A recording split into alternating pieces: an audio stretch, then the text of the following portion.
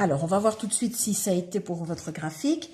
On est évidemment en situation de droite, puisqu'on parle de fonction du premier degré. C'est clair qu'à part la première situation où on avait inclus une parabole, dans ce chapitre, les graphiques ne seront représentés que par des droites.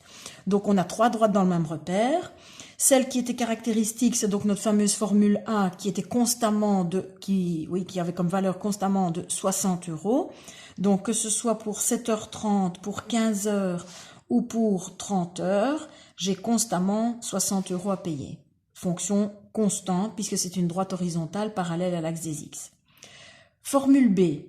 La formule B, donc elle proposait 4 € de l'heure. Il est clair que si je ne me connecte pas, je ne paie rien. Donc la droite passe par l'origine du repère. C'est donc une fonction du premier degré linéaire. Donc on payait 30 € pour 7h30, 60 € pour 15 heures de connexion.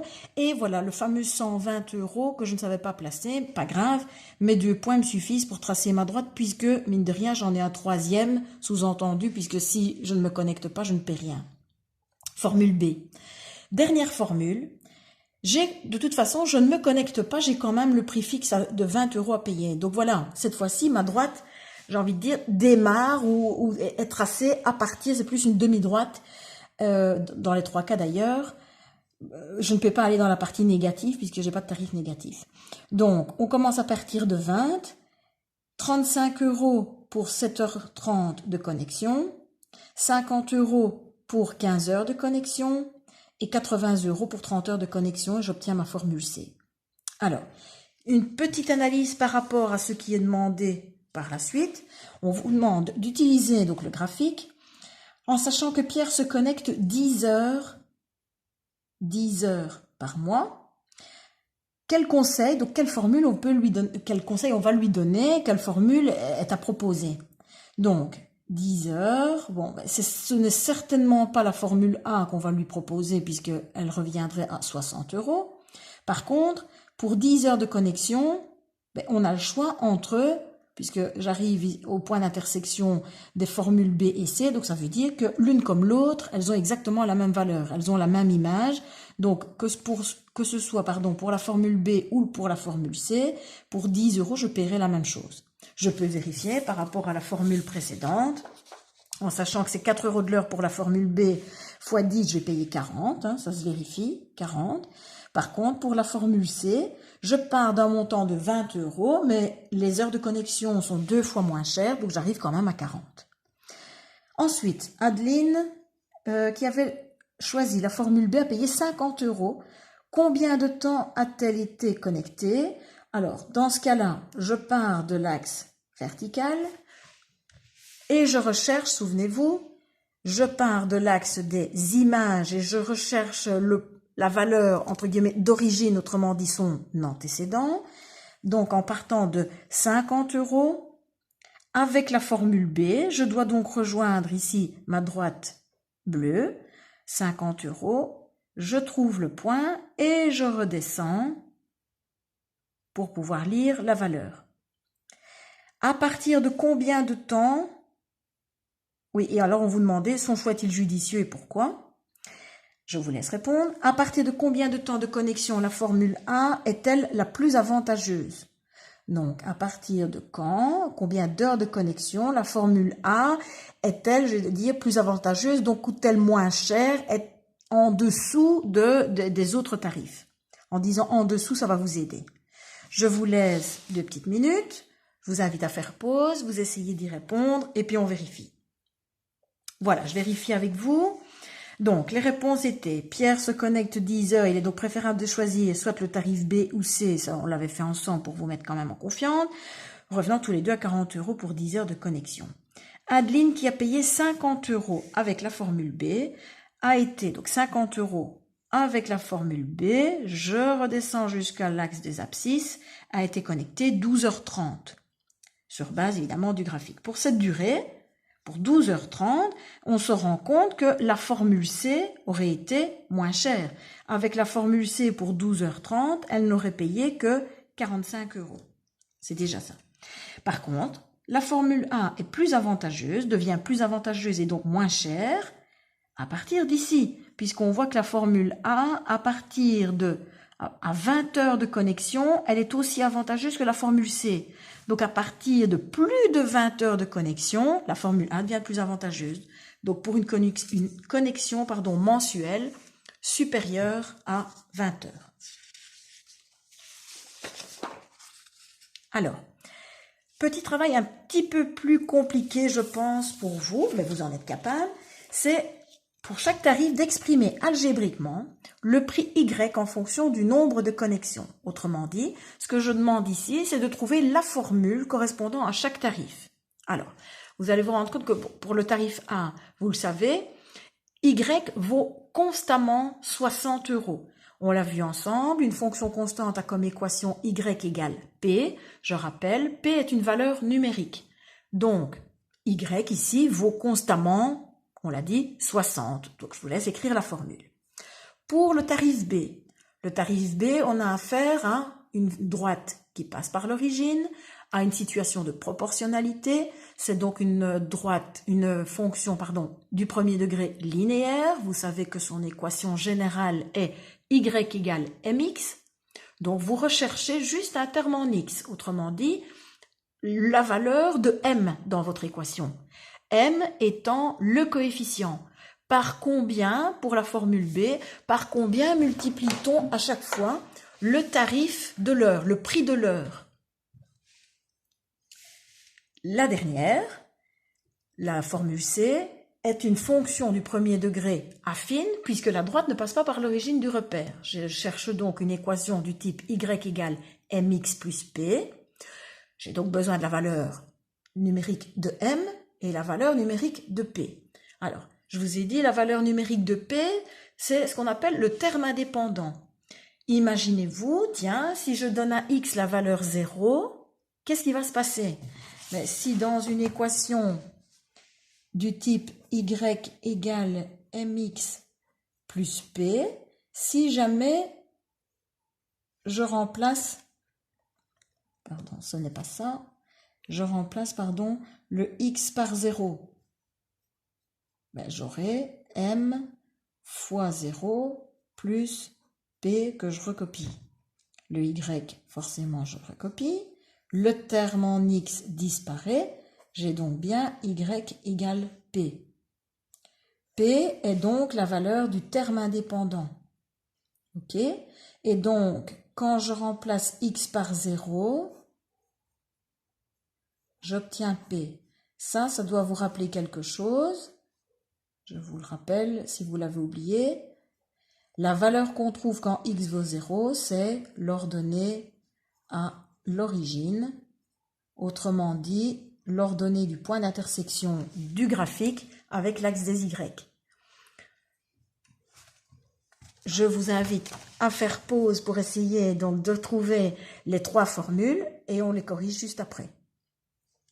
Voilà, alors, nos trois tarifs sont donc Y égale 60, formule générale Y égale P, le tarif B, Y égale 4x, puisque chaque fois je multiplie le nombre d'heures de connexion par 4 € de l'heure, et ici, Y égale au départ 20 plus 2x, écrit plus correctement en écrivant Y égale 2x plus 20. J'ai juste échangé les deux termes de l'addition, puisque je peux me permettre de le faire étant commutatif. Voilà, ça c'était pour la première situation. Alors, deuxième situation, je vous propose ici, voilà, 6 graphiques, donc de nouveau. Différence avec le précédent exercice du même genre, c'est qu'on a bien affaire ici uniquement à des droites. 6 graphiques et 6 expressions algébriques de fonctions du premier degré. Et je vous demande de restituer à chaque graphique forcément sa fonction, son équation. Alors, on remarque, ça de toute façon, si on avait été en classe, je vous aurais de toute façon invité à remarquer certaines choses. Bon, alors, si je devais les classer en catégories, je mettrais ces deux-ci dans une catégorie, ces deux-là dans une autre catégorie, et les deux dernières dans une troisième catégorie. Vous remarquerez que ces deux premières passent par l'origine du repère, ce sont donc des fonctions linéaires. Ces deux-là sont des droites horizontales parallèles à l'axe des x, ce sont donc des fonctions constantes. Les deux dernières sont des droites obliques ne passant pas par l'origine du repère et donc des fonctions du premier degré affines. Donc, si je connais, bon, évidemment, il faut quand même connaître un minimum de théorie, je vais dire, en tout cas retenir certaines choses. Donc, je dirais que, pour être clair, y égale p, y égale mx, y égale mx plus p. Fonction constante.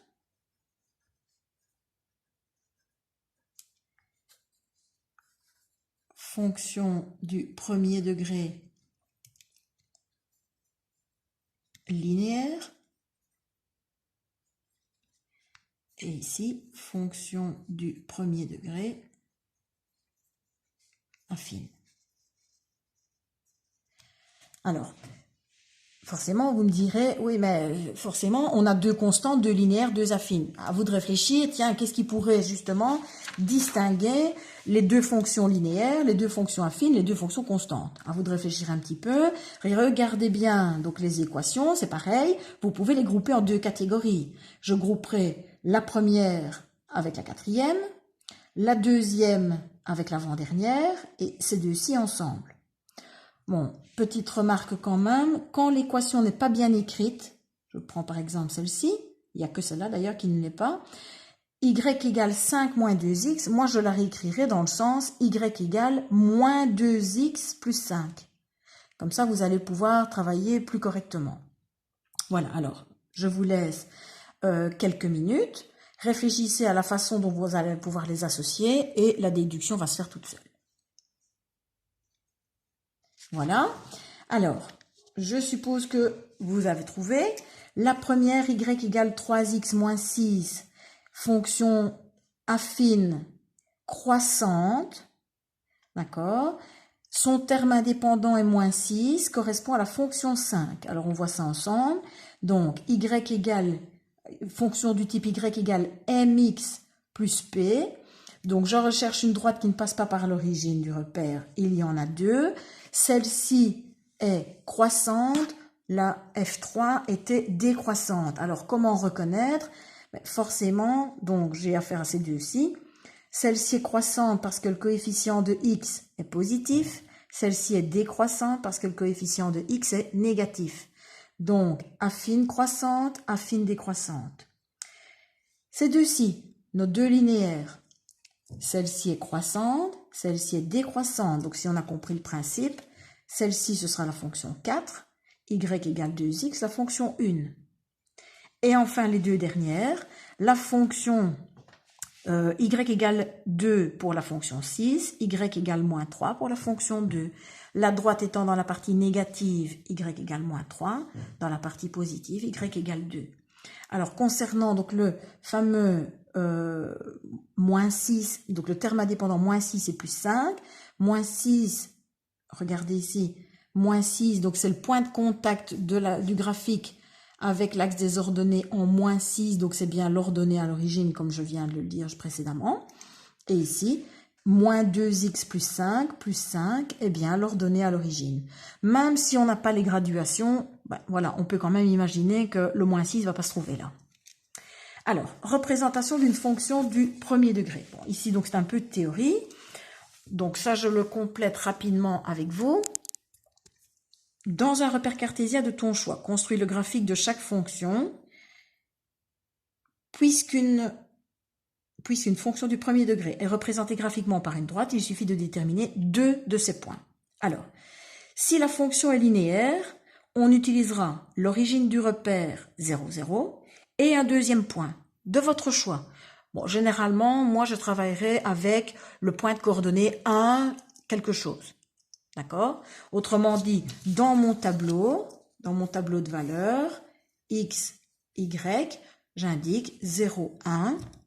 Puisque je sais que c'est une fonction linéaire et qu'elle passe par l'origine, pas d'hésitation, je sais que c'est 0, 0 pour le premier point, et je recherche la valeur correspondant à 1, et vous l'aurez compris, si j'ai y égale 4x, y égale moins 7x, Je remplace x par 1, j'aurai 4. Je remplace x par 1, j'aurai moins 7.